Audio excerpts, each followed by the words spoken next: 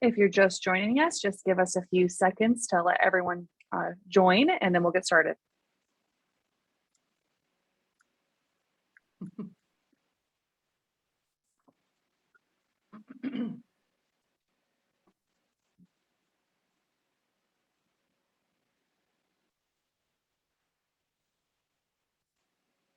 All right. Hello, everyone, and thank you so much for joining us for today's webinar.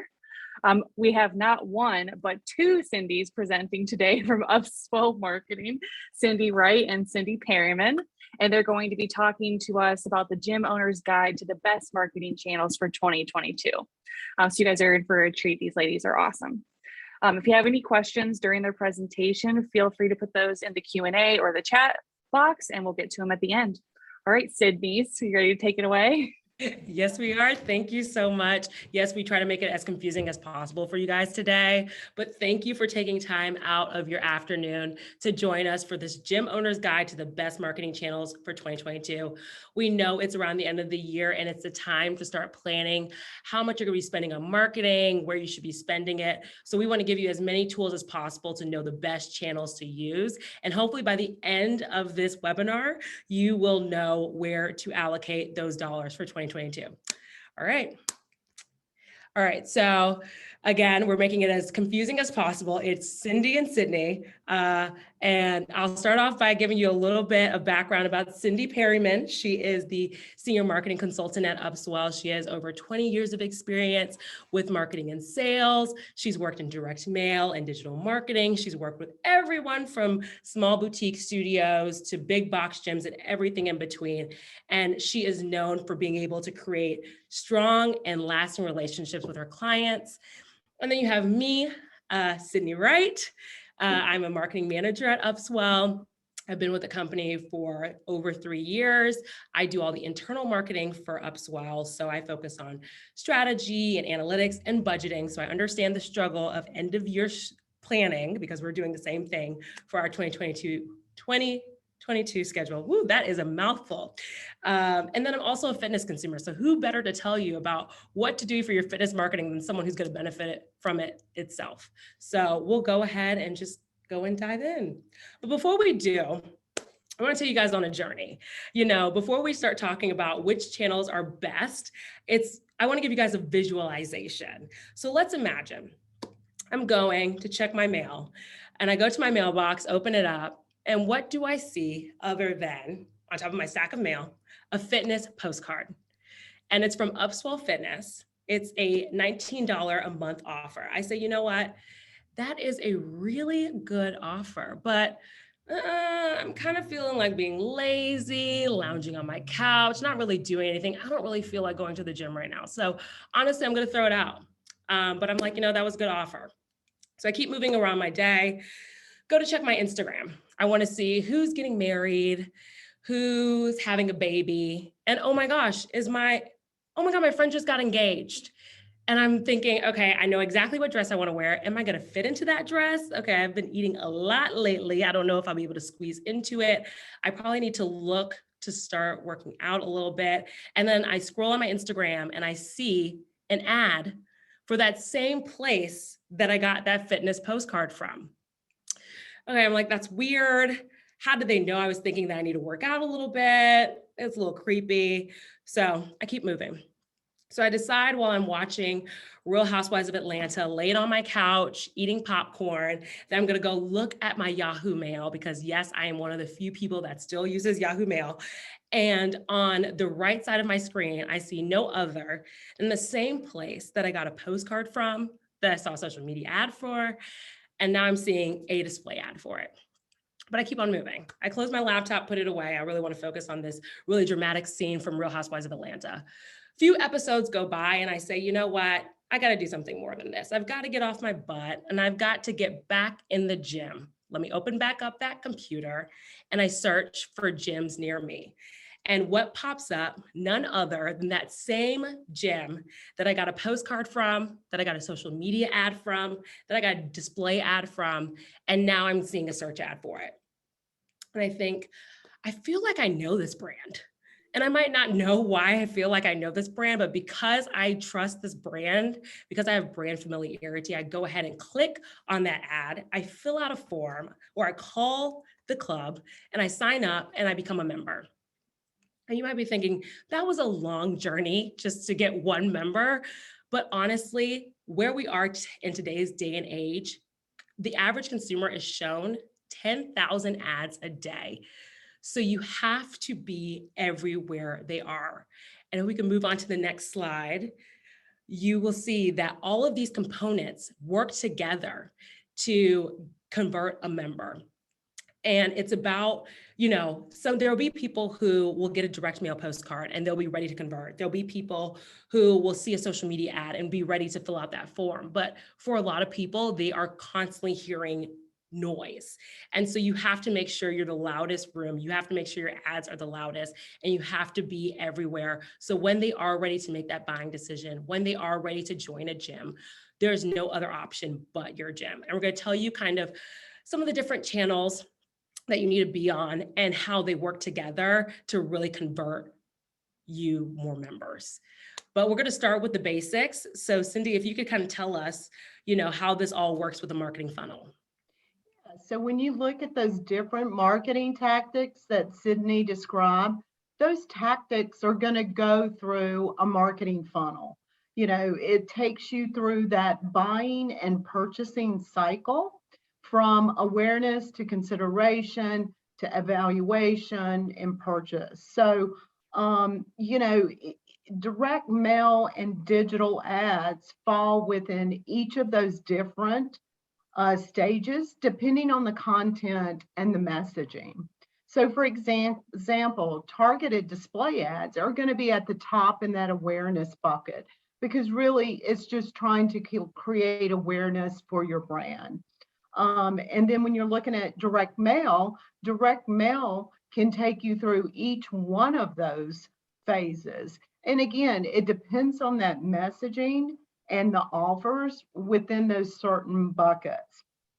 So the image of the funnel captures the idea of going from a broad audience at the top, narrowing down to a smaller group at the bottom of who will be your customer. And we'll go to the next slide.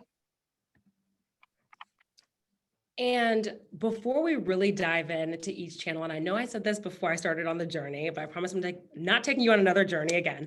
I did want to tell you guys that we did do a fitness consumer survey, and we surveyed 1,000 consumers who had gone to the gym at least once a month. And we asked them, what are the marketing channels that influence you to choose the gym that you chose? And the top answers were social media, Google, and direct mail. And as you could see in that journey I took you guys in earlier, all of these channels were touched. And it sometimes takes all of these channels working together to really convert someone. But we asked about radios, billboards, everything else. And these were the top 3 that people could agree on were the most influential. So we're going to start at the bottom, but do not think because it's at the bottom, it is the least option. Direct mail is definitely one of our top options when it comes to marketing, especially because it does such a great job of getting people to convert and become members. We talked about that marketing funnel again in the previous slide. Direct mail can be used at each stage of that funnel, from that awareness to the purchase stage. And using direct mail through the different funnels turns your customer or prospect from a complete stranger to making a purchase and becoming one of your brand advocates. So when you look at, there's a couple of different types of direct mail. When I think of direct mail, I think of a single piece in the mailbox, a postcard, if you will. But there's also shared mail that's considered direct mail as well. And that's when you have multiple ads sharing in the cost of the postage. Usually they're in an envelope type format or a jacket that holds the inserts.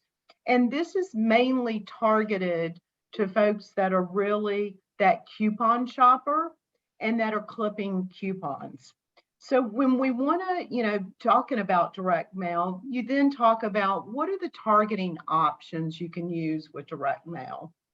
You want to make sure that you're targeting the right consumer, and so for the first one, it's at that neighborhood level. And most of the big box gyms will use the saturation list. You want to look at the closest routes to your location or your club. You want to look at income and possibly age, just directionally, to see what that route looks like. And if it's in a mature club, you're going to want to suppress that active member list against those routes that you select so that you're only mailing to prospects. And in this scenario, when you review the penetration of those active members within a route, data tells us that you want to select those routes that have the most members. It's kind of like the lookalike theory. So and also with direct mail, you'll usually look at a distance of about 2 to 4 miles around the club. And that depends on if you're in a concentrated area or a rural area. Looking at other types of targeting is specialty lists. And this is used when you're trying to target a specific group. It could be a ladies' gym where you're only wanting to target females, a certain age, a certain income. That's when you would use this type of list. And then lastly, you can use client supplied lists, a database that your client has. This is typically used with letter campaigns. You can mail to lost members, you can recent cancellations, welcome letters, or even collection letters. So each targeting option provides you a way to reach prospects and your active members. And one other thing before we move off this slide that I just want to mention is with direct mail, you want to make sure that you've got the right offers and the timing is relevant. If you're in a pre-sale, your messaging and offering is going to be quite different than with a mature or a studio that's in growth mode. So when you look at how does it work, this gives an overview of the different steps. So step one, you're going to look at past marketing campaigns. What worked, what didn't work before, what are the marketing objectives, 30, 60, 90 days. Step two, you want to really identify who you're targeting to. What does that audience look like? Step three, determine your best format. This is when you're looking at your budget, determining, okay, what type of piece can I afford? How many households or routes can I mail to? Step four, you want to look at your design. This is when you're creating your offers and your messaging to make sure that the timing is right with that as well. Step five, you're going to execute that print and mail campaign. And step six, you want to make sure that on the back end that you're reporting and you're looking at the analysis. You've got your setup of what does that ROI really look like? And I do want to mention this before we hop on to the next topic. I know that there are some direct mail pessimists out there, and especially the ones who want to target a younger generation. But me, myself, as a cusper, and that is someone who's between millennial and Gen Z, and I will never choose one, you can never make me. I love direct mail. And you might be thinking, okay, she's saying that because she works for a company that sells direct mail. No, I really do. I love checking my mail. I love looking at my USPS Informed Digest to see what's going to be in my mailbox. And when we ran a survey, actually, that was consistent with what we saw from other millennials, young millennials and Gen Z, is that they really appreciate it and they were really convinced by direct mail. And I think it is because we've had the digital ads in front of us for so long that we kind of feel like the mailers cut through the noise a little bit. Also, fun fact, young millennials and Gen Zs were the ones who are most likely to spend the most. So if you are targeting a younger demographic, definitely don't count out direct mail just because you don't think the younger generation will appreciate it. All right, Cindy, back to you. Thanks. Mail to mobile is a great marketing tactic and strategy you can use with direct mail. It actually amplifies the direct mail results. You take the same list that you use with direct mail, and then you serve that to mobile ads. It gives you multiple impressions around your club or studio, and it also gives you extra touch points to reach that prospect and that consumer. We'll geofence or set up a conversion zone around that list. And then on the back end, we can track and report the clicks and the conversions of people that enter into those conversion zones. Next slide. All right, perfect. So our next tactic that we're going to talk about is pay-per-click. So let's get down to it. At first, you've probably heard so many names for this. It's known as pay-per-click, PPC, SEM, search engine monetization, search engine marketing, paid search, Google ads, search ads, whatever it is. Basically, what it is whatever search engine you are used to using, whether that's Google, Yahoo, Bing. I think those are basically the top ones. It is when you search, you'll see in this example in this slide, it says a little ad thing in the first like 1 to 4 options. That's what a pay-per-click or a paid ad, search ad is. And the amazing thing about it is all these search engine companies want so much money that they say, I don't care who the most qualified or who the best option for this search is. As long as you pay me money, I will put you on top of everybody else. So we're not talking about SEO today. That's a conversation for a different day. I do think it's important for long-term strategies, but it's amazing for people who want to see results today. It's great for wanting to get members in your club tomorrow. It's great for something that's going to happen instantaneously. So, Cindy, why don't you tell us what you kind of tell your clients who are a little bit hesitant about expanding their marketing to PPC and some of the keywords you tell them to target? PPC is similar to direct mail. You're determining that geographic and demographic targeting, and you just want to make sure, like Sydney said, to make sure you identify those keywords that's unique to your particular studio or club.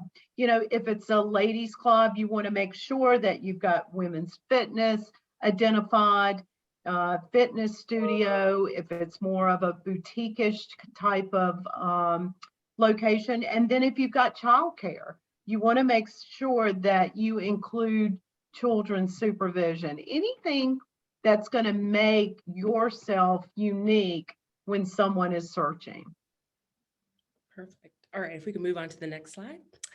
And some of the benefits of PPC advertising are, first of all, brand awareness. Obviously, when we talked about that funnel, you don't really think of PPC as much when you think of that awareness part of the funnel, but it is important for when people are just going to Google and searching best fitness studio towards near me, and yours is the first to pop up.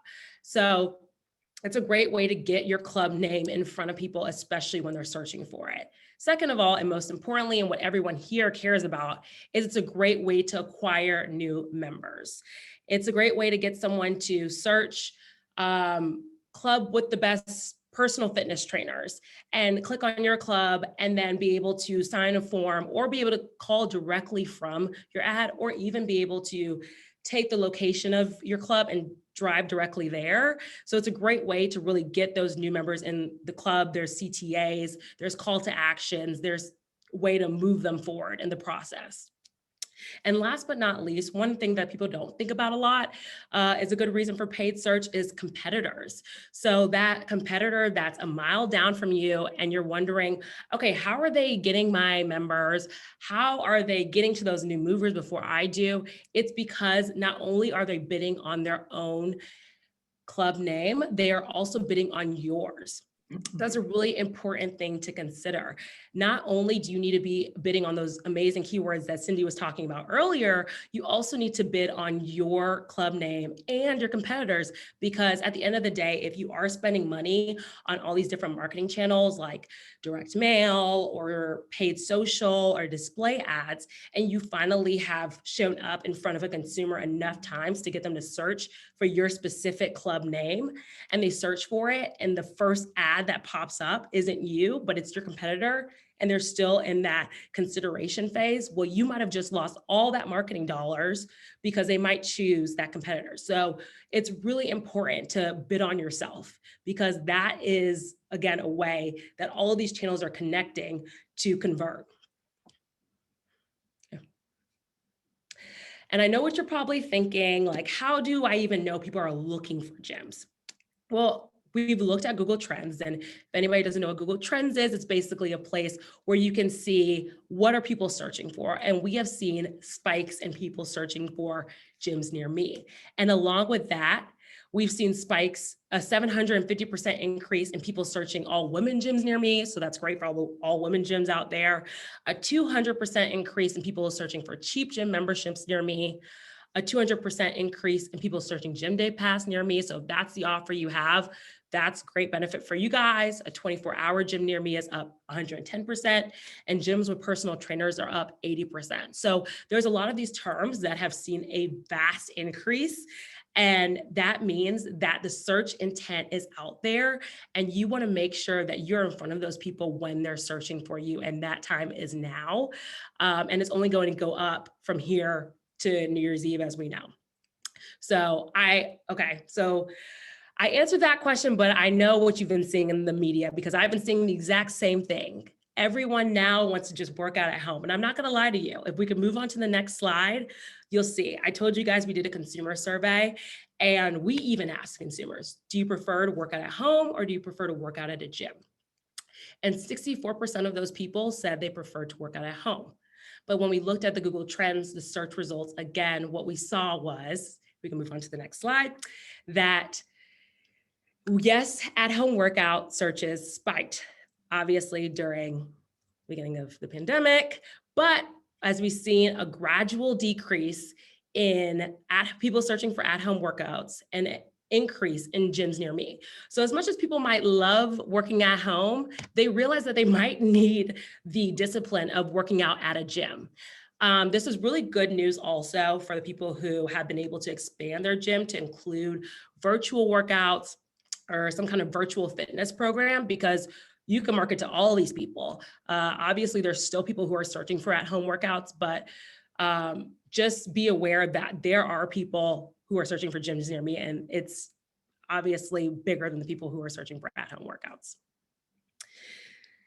So another form of marketing that is really important is digital ads. So I know I'm not the only one that is thinking of something, and then 2 seconds later, I check my phone and I see an ad for it, and I'm completely freaked out, and I'm wondering if my FBI agent is watching me from afar. How did they know I was thinking this? But the weird thing is, most of the time, you're thinking that because you saw an ad for it initially. So that's really creepy, but again, something that's beneficial to us as marketers, because even if someone isn't thinking, okay, I need to go to the gym, we can show them enough ads to make them think, okay, I should go to the gym. Again, creepy, but we're coming from the marketing perspective, not the consumer perspective. But according to specific media, consumers exposed to display ads are on average 155% more likely to search for brand and segment specific terms, which again is the point, to get them familiar with your brand and to get them searching for you. All right, if we can move on to the next slide. One of the ways to do this is through social media ads, especially with things like TikTok and Reels. User-generated content has become a really big deal. For everyone who doesn't know, user-generated content is content generated by people like your coaches or your members. Basically somewhere where someone can look at your ad and say, oh my gosh, that person looks like me. That's what I want to be doing. Oh, they're having so much fun. How do I get a part of that? And you can use that as advertisement for your club. And They have options like native ads where it looks like you're actually a part of their feed. Like there's times where I'm scrolling through my Instagram and I'm like, who is that? I don't know that person. And then I look and I realize it's an ad, but I spent way more time looking at that because it looked like just another post on my feed. And when we did that consumer survey, over 1/3 of people were influenced by social media when choosing a gym to join. So it's definitely a very important strategy. And then some of the other benefits of it is that it can reach audiences that look like your audience, your current members, and then you can also retarget with it. So you can retarget website visitors. But Cindy, what are some of the things that you recommend when people are interested in social media ads? So, Cindy, that's a great question because I tell my clients social media is a key marketing tactic, especially in the fitness space. But you have to overlay the other marketing tactics with it. And, it's all about getting those leads, it's all about lead generation. And so, as you overlay like a PPC, with social or a direct mail piece, it's going to increase your leads and make your campaign more have better results. Perfect. Okay, if we can move on to the next slide. And then the last one we're going to talk about is targeted display ads. Now, targeted display ads, Cindy talked about earlier, are kind of at that top of the funnel, more awareness. This is where you really want to just get in their heads where they're like, oh my gosh, why do I feel like I know that brand, even though I've never really feel like I've looked them up before? And this is how I again, am before I'm a marketer, I am a consumer. So I play Sudoku. I play it all day long on my phone. And let me tell you, it feels like the amount of ads that pop up on my phone have just increased because of that Sudoku app. And I will not lie to you, there are times where I've been almost convinced to like purchase something or to do something because of one of those ads, but because I'm a marketer, I'm like, no, I have to push through this. This is what they want. But a lot of people don't think like that. And they, take the bait of click on the ads. And basically the amazing thing about this is you really can follow them everywhere. You can be in their apps that they look at. You can be on the websites that they look at. You can be on anything else. And so this is great, especially if you do have a social media ad campaign. This is a great way to also reach the people who don't have social media ads. And then you can get really targeted. You can choose people who are like looking up workout clothes. So like maybe they're trying to get in the gym. You can get really specific. You can also retarget with targeted ads. I know I will go to a website and look up a pair of jeans. And then for some reason, I go away from the jeans, most likely because I did not budget for it that month. And then I go onto different websites and those jeans feel like they're following me everywhere, telling me I should check them out. And then I'm like, okay, twist my arm. I've seen it 3 times. I guess I'll go buy them. And so you can do the exact same thing for your gym. You just got to follow people around on the internet until they say, okay, you've worn me down, I will join your gym. But it really is a great tactic to combine with some of those other tactics that we talked about today. So if we can move on to the next slide. And let's recap because it's so important. We've been through all the elements and all the marketing tactics of the omni-channel approach. And when you look at what's most important throughout the whole funnel and through the marketing tactics, targeting and timing is key. So targeting that right audience, make sure you're targeting the appropriate prospect, and timing. You want to make sure that the timing is right. There's key dates for fitness and there's key months for fitness. And we'd be happy to share that with you if you wanted to get in touch with us. But really, targeting and timing is key. And then another thing is consistency. People expect that they will do these campaigns for 1 month and get 5 million new members. That is just not realistic. You have to be consistent because just because you're ready to get new members and you're ready to do your marketing does not mean people are ready to join your gym yet. So you have to remember, you need to be in front of them consistently. And that means we normally recommend at least running a 3-month campaign to really see those results. So it's important to stick with it for a while so you can, again, get in their heads and so they can really know who you are before they're ready to make that buying decision. And you want to continuously optimize. You know, you've got all these marketing tactics running within your campaign. You want to understand which ones are working better than others and shift those dollars to the ones that are performing better than the others. Find an agency that will help you do that. I mean, we do that every day. We look at campaigns and whether there's one marketing tactic or there are multiple, we're going to look at each one, see which one's performing the best, and then adjust accordingly to make sure that the campaign is the best it can be. And last but not least, be everywhere. It's so important. That journey I took you on at the beginning, if you had just sent that person me, I guess, just a direct mail piece or just a social media ad or just some display ads, I might have never converted. But it took all of those components working together to turn me into a member. And that is so many people's stories. So you have to be everywhere so that when someone is ready to convert, again, there is no other option but your club. If we can move on to the next slide. And just a little bit about us, you know, Upswell is a digital and direct mail marketing agency. We've worked in the fitness industry in the category for over 13 years. So we know the space. We help clubs grow memberships. Some of the clients that are within our agency from the big box is Crunch. Some of the boutique type clients is Exercise Coach and Delta Life. And we can help you with all of your marketing needs. So just give us a buzz, contact us for a free marketing assessment, and we'll be glad to help you. All right, and we just want to say again, thank you so much for taking time out of your day to sit with us and hear some of our recommendations on the marketing channels you should be a part of for 2022. I think we may have 1 or 2 questions, so I will hand it on over so we can get those done. Awesome. Thanks, ladies. I learned a lot of marketing tactics that I may even implement with Club Solutions. So that was great. Perfect. Yeah. We do have a couple questions.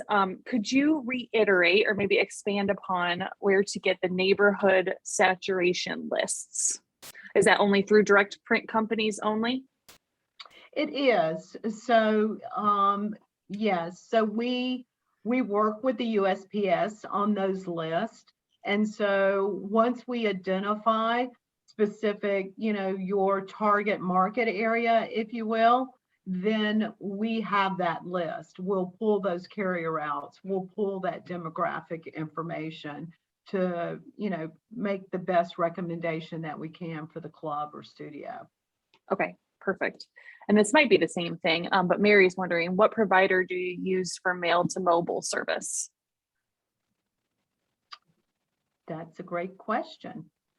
I think we'll have to get back with you on that. Cindy, do you know? I know that we work with a lot of different targeting platforms and a lot of different websites to get the ads on there, but we use a combination of the direct mail list that we use for the direct mail pieces with those website relationships we have to get those ads on the mobile devices. Okay. Awesome. Yeah, Mary, if you want more elaboration too, feel free to reach directly out to Upswell and they can definitely help. Another question is, do you help your clients determine their ideal target market? Absolutely. You know, if you go back to the slide that talked about the steps that we go through to, you know, to when we meet with a client, you know, one of those first steps is understanding, you know, the past campaigns or the marketing campaigns and what works, what doesn't work. And then the second step is really understanding who you're wanting to target, you know, and what your objectives are. Really, that's what it boils down to. So yes, we can help determine that. We can help determine the audience that you want to target. Awesome. And then also, what age demographic did you target with the consumer survey? Do you find social media and digital ad response rates vary by age? I can answer the first question. We targeted people who are aged 25 to 55 for that consumer survey. And then also everyone who lived in the United States. And again, like I said, people who went to the gym at least once a month. And then Perfect. Cindy, can you give a little bit more of an answer for the social media and digital ad response? So social, when you're looking, it's all about the leads that you get. And so, some go through a lead form, some go through the website. So it just depends on what your objective is as far as what you're wanting to accomplish. Awesome. All right. Well, that was it. Is there anything else that you all want to share before we close? We'll be sending out an email tomorrow. And so that will have some contact information. And again, some of this information about our survey. And again, our email is right there. So if you have any questions that you didn't ask, but you want to ask, feel free to reach out and ask us there or for a copy of this presentation. But again, we appreciate everyone for coming out. Awesome. And yes to Jessica's question. Oh, yes. The question is, if we already have a digital team, do you work with companies on just the direct mail side? And yes, the answer is yes. So The answer is yes. awesome. All right. Well, thank you so much, Sydney and Cindy. You guys are great. Appreciate it. And audience, thank you so much for tuning in. Everyone have a great rest of your day. All right. Thank you. Thank you.